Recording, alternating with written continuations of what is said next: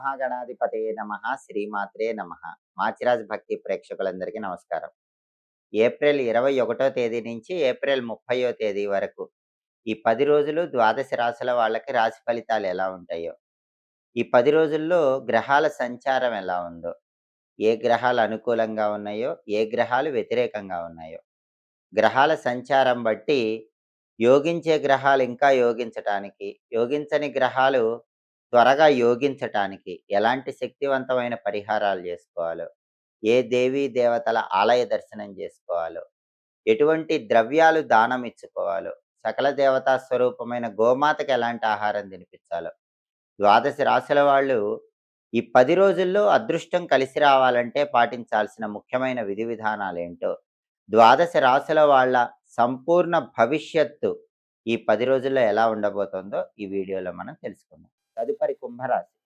కుంభరాశి వాళ్ళకి ఏప్రిల్ 21 నుంచి ఏప్రిల్ 30 మధ్యలో గ్రహాల సంచారం, యోగించే గ్రహాలు, యోగించని గ్రహాలు ఇవన్నీ చూస్తే 10 రోజుల ఫలితాలు చూసేటప్పుడు 4 గ్రహాలు పరిగణనలోకి తీసుకొని 10 రోజుల ఫలితాలు చూడాలి. ఆ 4 గ్రహాల్లో సూర్యగ్రహాన్ని గనక మనం తీసుకుంటే సూర్యుడికి 3వ స్థానం ఉంది.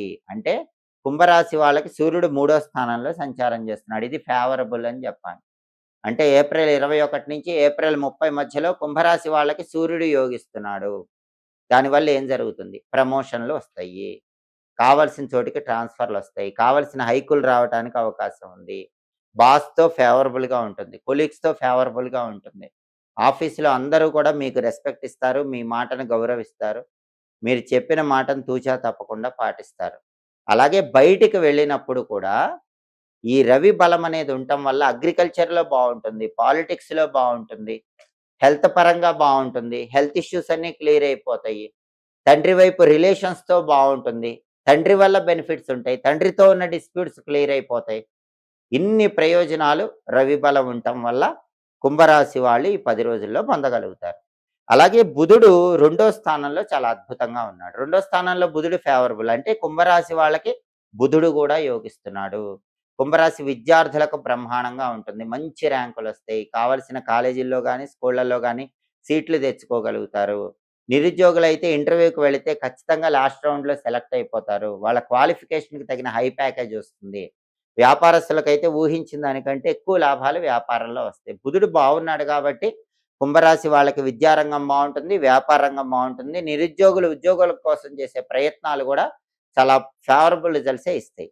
రవి బాగున్నాడు, బుధుడు బాగున్నాడు, అంటే విద్యా ఉద్యోగ వ్యాపార రంగాల్లో ఏప్రిల్ 21 నుంచి ఏప్రిల్ 30 మధ్యలో కుంభరాశి వాళ్ళకి తిరుగులేదని చెప్పుకోవాలి. బ్రహ్మాండమైన టాప్ పొజిషన్లో కెరీర్ పరంగా కుంభరాశి వాళ్ళు ఉండగలుగుతారు. విద్యా ఉద్యోగ వ్యాపార రంగాల్లో అయితే విపరీతంగా దూసుకు వెళ్ళి అద్భుతమైనటువంటి సక్సెస్ సాధించగలుగుతారు. అలాగే కుజుడు 2వ స్థానంలో వ్యతిరేకంగా ఉన్నాడు.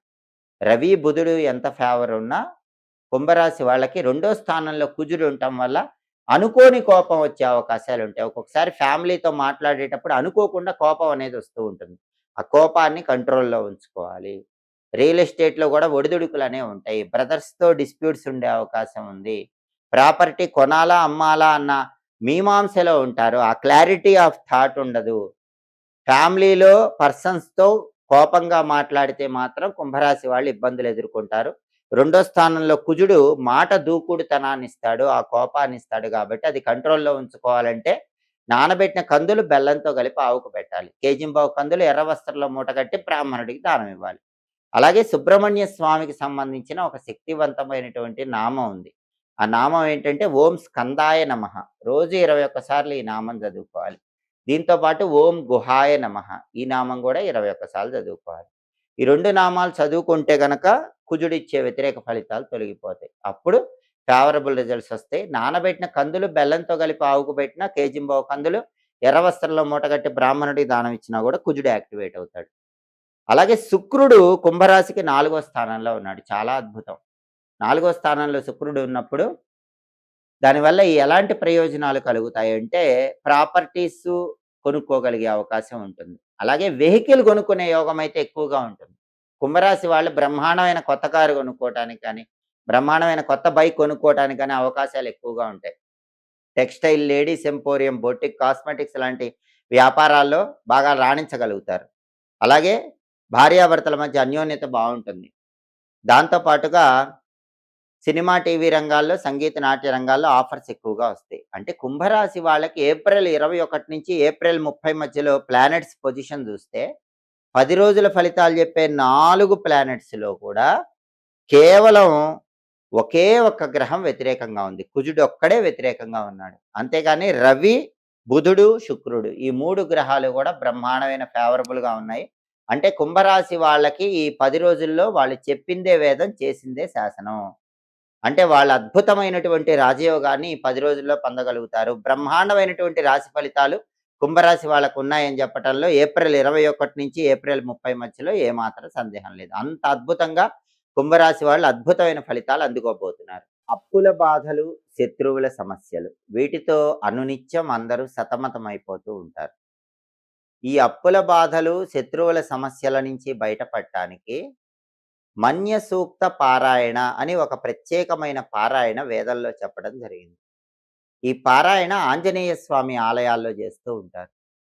భయంకరమైన అప్పుల బాధలతో ఇబ్బందులు ఎదుర్కొంటున్న వాళ్ళు, పరిహారాలు చేసుకుంటున్నప్పటికీ ఫలితం తొందరగా రాక ఇబ్బందులు ఎదుర్కొంటున్న వాళ్ళు మంగళవారం పూట ఆంజనేయ స్వామి ఆలయంలో మన్య సూక్త పారాయణ అనే పారాయణ 11 సార్లు చేయించుకోండి. ఇలా మీ పేరు, నక్షత్రం చెప్పి, సంకల్పం చెప్పి మన్య సూక్త పారాయణ ఆంజనేయ స్వామి ఆలయంలో మంగళవారం చేయించుకున్న తర్వాత క్రమక్రమంగా మార్పు మొదలవుతుంది. ఇది ఎవరు చేయాలంటే అప్పులెక్కువ ఉన్నవాళ్ళు, శత్రుబాధలు ఉన్నవాళ్ళు, సొంతింటి కల ఆలస్యం అవుతున్న వాళ్ళు, కొంతమంది పరిహారాలు చేసుకుంటారు. కందులు నానబెట్టి బెల్లంతో కలిపి ఆవుకి మంగళవారం తినిపించటం.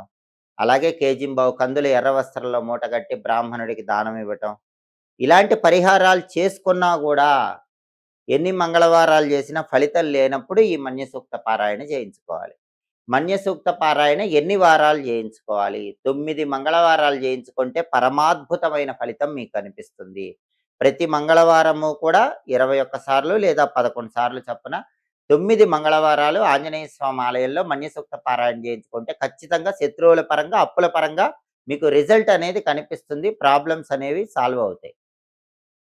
పరిహారాలు పనిచేయనప్పుడు ఇది చేయించుకోవాలి. ఇది చేయించుకున్నప్పటికీ కూడా ఇంకా పెద్ద పెద్ద కోర్టు కేసులు అలాంటివి ఉంటే మాత్రం నరసింహస్వామి ఆలయంలో స్వాతి నక్షత్రం రోజు సుదర్శన హోమం చేయించుకోండి. అప్పుడు పెద్ద పెద్ద అప్పులు, లక్షల్లో అప్పులు, భయంకరమైన శత్రు బాధల నుంచి బయటపడొచ్చు. అలాగే చాలామందికి ఉన్నటువంటి ఇంకొక సమస్య ఏంటంటే సొంతింటి కల ఎంత ప్రయత్నించినా అది నిశ్చయం కాదు. సొంతిల్లు ఆలస్యం అవుతూ ఉంటుంది. అటువంటి వాళ్ళందరూ కూడా సొంతిల్లు తొందరగా మీకు కలిసి రావాలంటే తప్పకుండా స్వాతి నక్షత్రం ఉన్న రోజు నరసింహస్వామి టెంపుల్‌లో అర్చన గాని, అభిషేకం గాని చేయించుకోండి. మీ సొంతింటి కల నెరవేరుతుంది.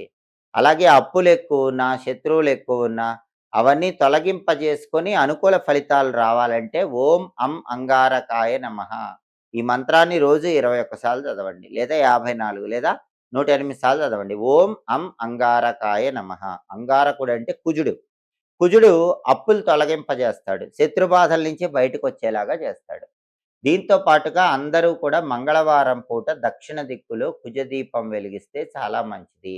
కుజదీపం అంటే మంగళవారం స్నానం చేశాక కుజుడికి ఇష్టమైన దిక్కు దక్షిణ దిక్కు కాబట్టి అక్కడ ఒక పీట పెట్టి, పసుపు రాసి, కుంకుమ బొట్లు పెట్టి, బియ్యం పిండితో ఒక ట్రయాంగిల్ లాగా ముగ్గు వేయాలి. ఆ ముగ్గు మధ్యలో ఎర్రచందనం తడిపి గాని, కుంకుమ తడిపి గాని హురుమ్ అనే అక్షరం రాయాలి. ట్రయాంగిల్ మధ్యలో ఎర్రచందనం లేదా కుంకుమతో హురుమ్ అనే అక్షరం రాయాలి. ఆ అక్షరం మీద మట్టి ప్రమిదలో నువ్వుల నూనె పోసి 9 ఎరుపు రంగు ఒత్తులు కలిపి ఒక ఒత్తిగా చేసి ఆ ఒత్తి దక్షిణం వైపు వెలిగేలా దీపం పెట్టాలి. దీన్ని కుజ దీపం అంటారు. మంగళవారాలు ఈ దీపం పెడితే శత్రుబాధలు తొలగిపోతాయి, దృష్టి దోషాలు తొలగిపోతాయి, వృధా ఖర్చుల నుంచి కూడా బయటపడొచ్చు.